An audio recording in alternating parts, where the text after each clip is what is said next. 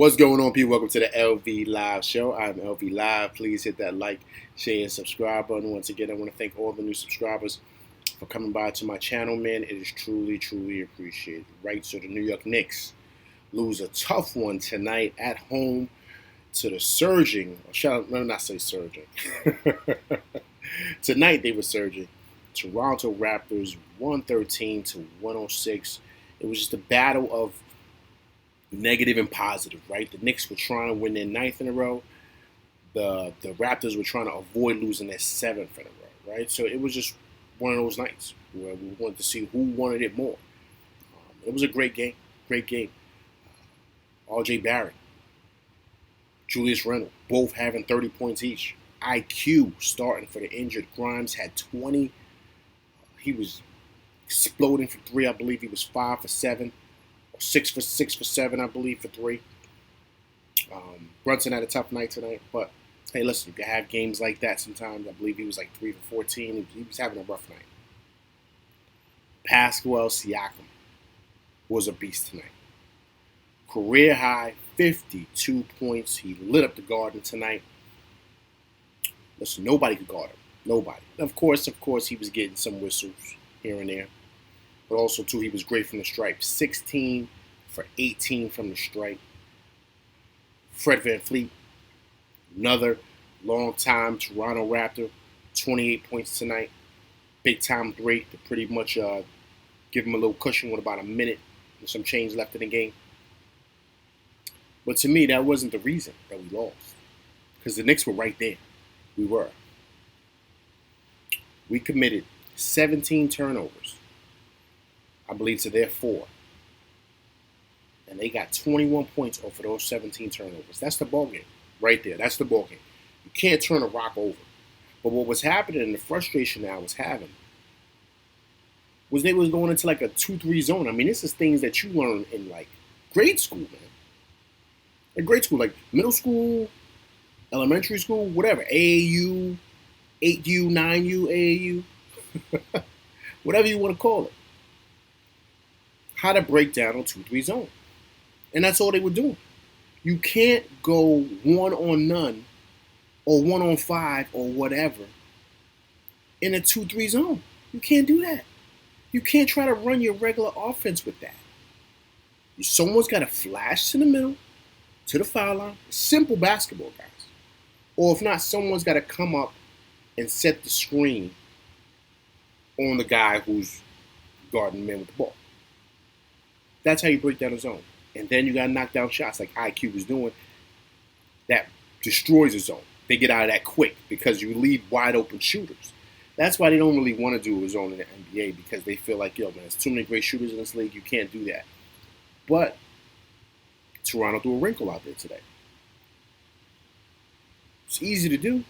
But in the first half, the Knicks were struggling with it. I could not understand. And then as the game goes on, they're still continuing to make the same mistakes. So now you got to ask, okay, is it the players or is it the coach that's not adjusting? Like, I'm always confused because you got all these turnovers because everyone's trying to go 1 on 5 in this zone. Like, what are you doing?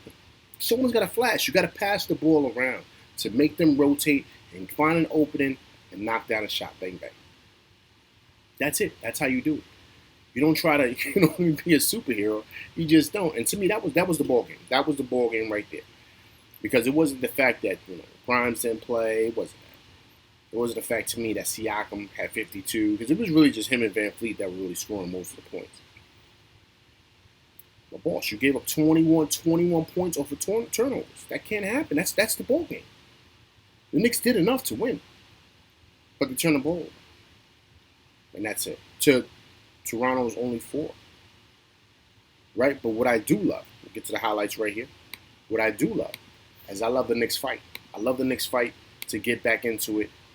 It was a tough game because, like I said, it was a battle of wills, right? Wills. Meaning, Toronto didn't want to give it up because they didn't want to go and have this be their 7th in a row that they lost. For the Knicks, they wanted to make sure that they kept the winning streak going, being shorthanded, right? So that was the beauty of this game. I love the fact that the Knicks fought back, even though they were having a hard time tonight with the turnovers. They still fought back. Got to give it to Randle. Randle played with some ferocity tonight, man. I loved his energy. I love what he brought. And then also RJ, too. RJ was another one. Going strong to the rack, finishing strong. I thought the roof was going to blow off the Garden when he yammed at that time. Yelled at the crowd. Crowd was ready to go, man. It was ready to explode. And I think at that point, the Knicks were up by maybe 2 or 4. I'm not sure. But Siakam just knows how to draw fouls, man. He was just doing that all night, man. Like I said, he lived at the line. He was at the line 18 times. Right, 16 for 18. So that played a part. But he was doing stuff like this. Look at that move he did on Randle, man. He's hard to check, man. And sometimes you just have it going. You just do. And he was pretty much just doing whatever he wanted. It didn't matter if they put Big Mitch on him, put Randle on him. Sometimes you had RJ on him. It didn't matter. He was doing what he wanted to do. But all in all, man, listen, the Knicks had the game. As well as Siakam played, as well as Van Fleet played, because it was just them two, really. The Knicks had the game in winning sight, like they just did. But the Raptors, man, just being, that championship pedigree that they have. Remember, they won a championship a couple of years ago when they had Kawhi Leonard. Those guys were on the team. Siakam was on that team, and Fred Van Fleet was on that team. Those guys know how to win big games, and they don't really get rattled, right? When it's winning time, I like to call it. They just don't. And they know how to finish games. You see right here, it was nice to see Derrick Rose got in a little bit, which was cool. Once again, with the short Grimes. We kind of missed Grimes tonight defensively because I think he would have gave Van Fleet some issues because, Grimes is a bigger guard and he could defend, right? So he's about 6'5". He's long arms, so he would have gave Van Fleet some issues. And that's where we missed Grimes tonight, believe it or not. But yeah, great game, man. Great game. I think RJ's starting to come around a bit. I think he is. But people, of course, are going to complain about Brunson. But I mean, hey, look, man. Brunson has been great for us all season, man. He's going to have some games like this sometimes. Right? Remember, guys, it's a back-to-back, right? So some guys might have had tired legs. But all in all, listen, I like the fight. I like what we had. I love the fact that we didn't give up, even though things weren't going our way with the calls. We still continue to fight. It's great to see a guy like IQ have the game that he had, back-to-back games, 20 points. He's starting to get his confidence back with his stroke, so that's good. But yeah, great effort, and a tough loss tonight, man. All right, but listen, that's my show. I'm LV Live. Please hit that like, share, subscribe button. Hit that like button, people.